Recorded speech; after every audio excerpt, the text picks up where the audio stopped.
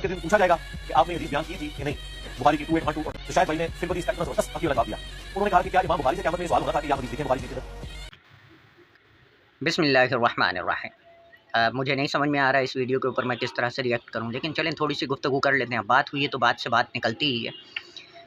Engineer साहब कह रहे हैं कि शाहिद भाई ने जवाब दिया, जबकि इसमें जवाब कहीं नहीं दिखा मुझे, क्योंकि सामने वाले ने सवाल किया कि आपसे क़यामत वाले दिन इसके बारे में पूछा जाएगा, तो उसके जवाब में शाहिद भाई ने उल्टा उससे सवाल कर लिया कि क्या इमाम बुखारी से पूछा जाएगा। और इंजीनियर साहब अब अपनी ज़ात को बीच में से काट कर सिर्फ इमाम बुखारी अलैहि रहमा के ऊपर रख कर गुफ्तगू फरमा दें कि हाँ जी उनको डर लग गया होगा, उनसे पूछा जाएगा और ये पक्की है वगैरह वगैरह।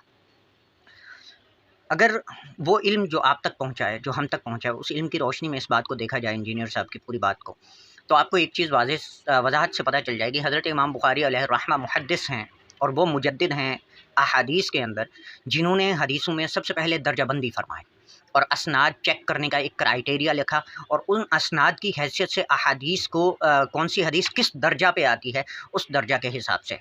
और उन्होंने अपनी तरफ से कोई अकीदा नहीं बयान किया, मतलब कोई हदीस आ गई उस हदीस पर उन्होंने अपना कोई अकीदा बना लिया हो, ऐसा उनकी निस्बत से 1400 साल तारीख़ इल्म में कुछ नहीं मिलता। तो जनाब इंजीनियर साहब, जब ये सवाल हुआ कि आपसे क़यामत वाले दिन पूछा जाएगा, तो दर हकीकत ये सवाल हुआ कि जिस अंदाज़ में इस हदीस मुबारका के ऊपर आपने अकायद और नज़रियात खड़े किए हैं, क्या इन अकायद और नज़रियात के मुताल्लिक आपसे क़यामत वाले दिन पूछा जाएगा? आपको जवाब इस बात पर देना चाहिए था। आप हज़रत इमाम बुखारी अलैहि रहमा के ऊपर डाल ही नहीं सकते, क्योंकि इमाम बुखारी अलैहि रहमा ने कोई अपनी पानी की बोतल नहीं बनाई थी जिसके ऊपर हदीस 2812 लिख के वो उसके अंदर पानी पिया करते हों लोगों को दिखावा करने के लिए, या फिर वो गला फाड़ फाड़ के चीख चिल्ला के दूसरे मौलवियों को या उलमा को मुखातिब करते हों, या किसी किस्म की एक फड्डेबाजी का माहौल उन्होंने क्रिएट किया हुआ हो, या इससे उन्होंने ये अकीदा ले लिया हो कि करोड़ों मुआविया अम्मार इब्न यासिर के जूते के बराबर भी नहीं हो सकते, या उन्होंने किसी किस्म के तकाबुल करवाया।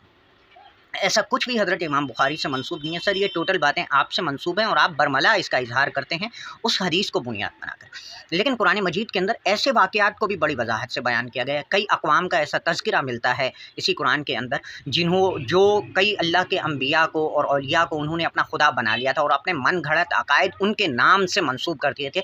जिस तरह से आपने इस हदीस 2812 की निस्बत से कुछ मन घड़त अकायद मंसूब कर लिए हैं जिनका कुरान और सुन्नत से तज़किरा नहीं मिलता है बाद में करने का, इस अंदाज में करने का।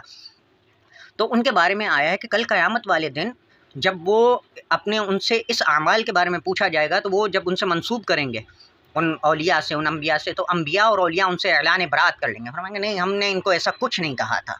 तो बिल्कुल इसी तरह से सर, जो आप हदीस 2812 के ऊपर जो अकीदा बयान करते हैं, हज़रत इमाम बुखारी अलैहि रहमा भी आपसे ऐलान बरात कर लेंगे, क्योंकि उन्होंने ऐसा कोई अकीदा बयान नहीं किया है।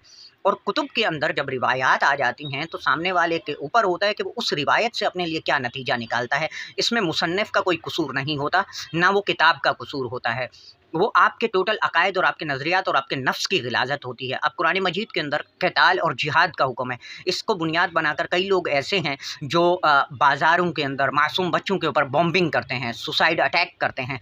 तो क्या वो भी आप ही की तरह ये जवाब देंगे कुरान मजीद के अंदर ये आयत ही क्यों लिखी हुई थी? अगर ये आयत ना होती तो हम इस तरह की बॉम्बिंग ही नहीं करते। अल्लाह पाक हमारे हाल पर रहम फरमाए और कुरान और सुन्नत को उसूल के मुताबिक समझने की तौफ़ीक अता फ़रमाए और इस तरह के ग़लाज़त ज़दा उसूल से बचने की तौफ़ीक अता फ़रमाए। आमीन।